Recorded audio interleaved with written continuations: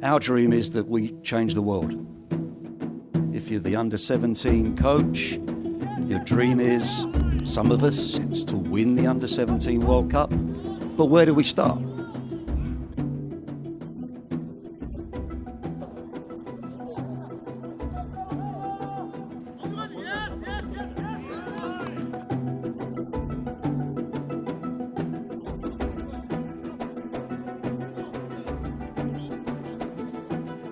So we start with talent development as the first step to achieving our global dream. So this global dream, how do we achieve it?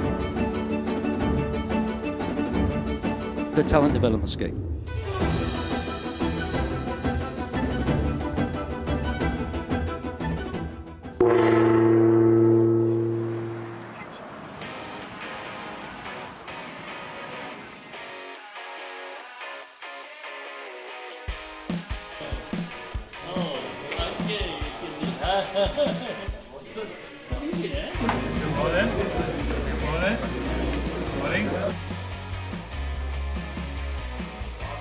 When you think about creating a World Cup every single year for more than double the amount of teams, at first people were looking at him and thinking, what is this idea behind this? I think this is not just Arsene Wenger's idea. It was part of a global report, and this global report highlighted some differences.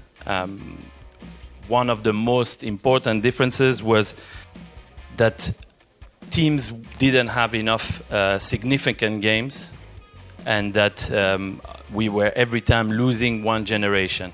So we would have a World Cup one year and not a World Cup another year. So the federations kind of lost a generation every single time. So the idea was to double the amount of teams, to make it yearly, and this is what it meant. It meant you had double the amount of teams, double the amount of players playing, double the amount of coaches, and 104 games in the period of 1 month in Doha. So as we go through this session today, we've got some clear objectives. The first one is in your groups, and this is what's great about these types of occasions, is you would have done some reflection by yourself, with your own MA, with the people that went to the World Cup. You would have gone back and discussed it with your staff. But now you've got an opportunity to discuss it with other countries as well, so you can share your reflections. And what we want is to get constructive feedback for us as FIFA from the tournament. So you've been there, you've experienced it, and we want to get constructive feedback from you. So we want to know what worked, what could be better in lots of different areas. And ultimately, it's this, is we want to support better experiences, better development for every single person that attends the World Cup. Players, coaches, support staff, etc. That's why we're doing it. We put on these events to do that. So with your help, with your feedback on what was good and what could maybe be better, this will give us a great opportunity to do that.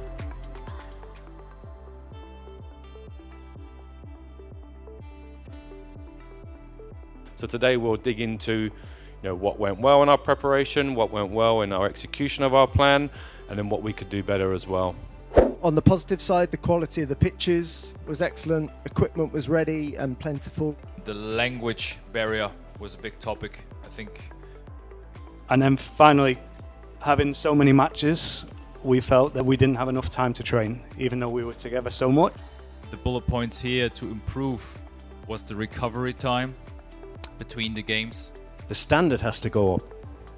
Otherwise, we might be practicing to fail. You'll learn so much from these sessions, but you'll learn far much more from each other. So be curious, ask each other questions, even if your context's different. So some teams play no games, some teams play more. Some teams have full-time staff, some have just volunteers, but you can always learn from each other.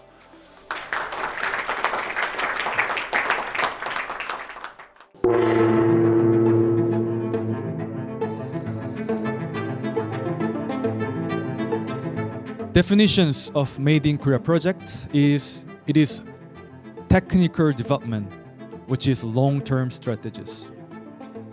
So a long-term development strategies that turn the vision for Korean football into consistent, measurable actions.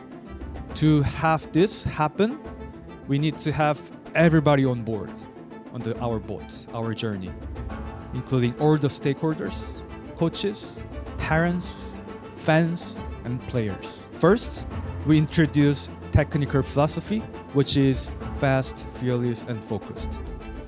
This is the philosophy rooted in our culture, history, and identity, as I mentioned earlier, sitting above each coach's game model. And this fast, fearless, focused mindset has been, also the way of working. So whenever we do as a KFA staff, we do like fast, fearless, and focused.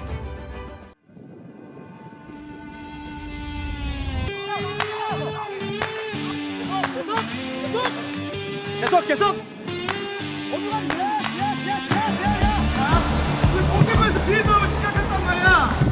목표 어디로 가야 돼? 스위칭 플레이를 통해서 또 앞을 찾아가란 말이야.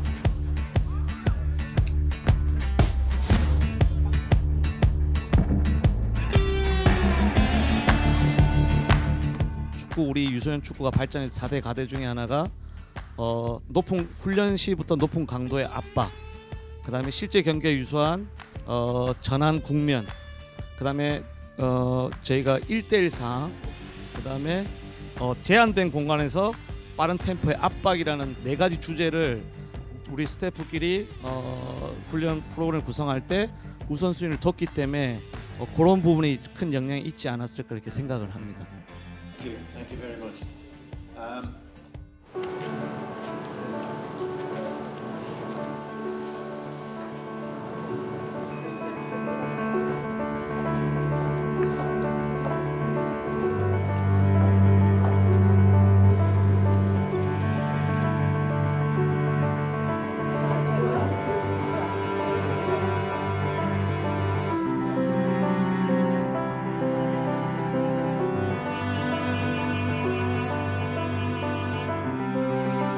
Yesterday we saw some great examples from the KFA.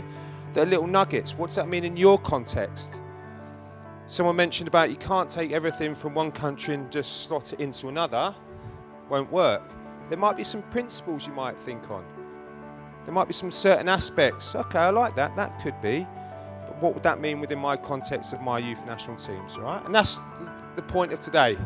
The point of today is, again, just to carry on the theme of supporting the youth national teams and ultimately that player in the middle.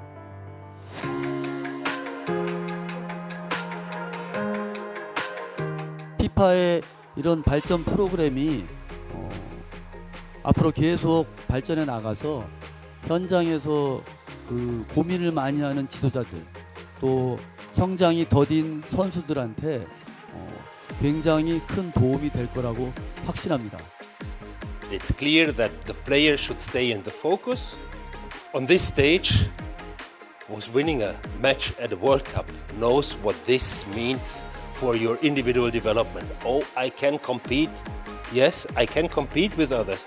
And this is also a big argument when you are discussing with the academies, because only a national team can provide the players with these experiences, with international experiences. And these international experiences will help the player and will help the club, will help the academy.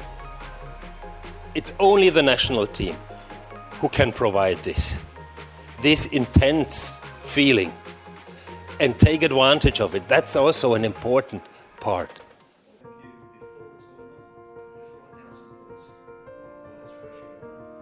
Our global vision is that we change the world.